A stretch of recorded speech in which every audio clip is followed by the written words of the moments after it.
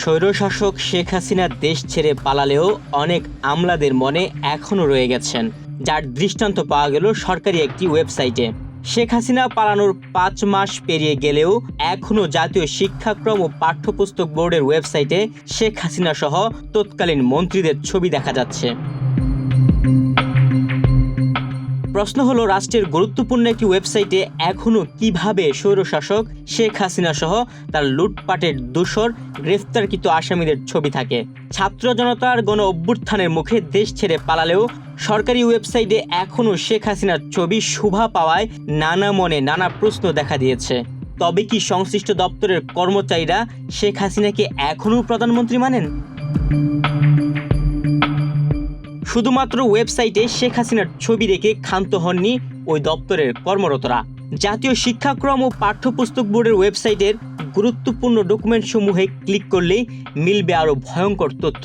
ওই লিঙ্কে ক্লিক করার পর ফর্ম লেখায় ক্লিক করলে পাওয়া যায় ইউজার তৈরির ব্যক্তিগত তথ্য ফর্ম। সেই ফর্মের একপাশে লেখা, শিক্ষা নিয়ে গর্ব দেশ, শেখ হাসিনার বাংলাদেশ। প্রশ্ন হলো, এগুলো অসচেতনতাজনিত ভুল নাকি ইচ্ছাকৃত স্বৈরাচারের প্রেম?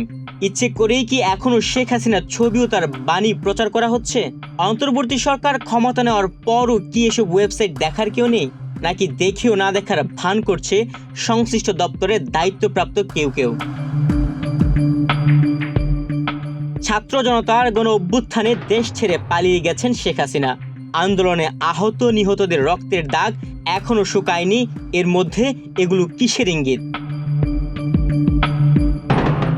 মূলত জাতীয় শিক্ষাক্রম ও পাঠ্যপুস্তক বোর্ড তথা এনসিটিবি বাংলাদেশের শিক্ষা মন্ত্রণালয়ের অধীনে মাধ্যমিক ও উচ্চ মাধ্যমিক পর্যায়ে শিক্ষা ব্যবস্থা পরিচালনার জন্য গঠিত স্বায়ত্তশাসিত প্রতিষ্ঠান।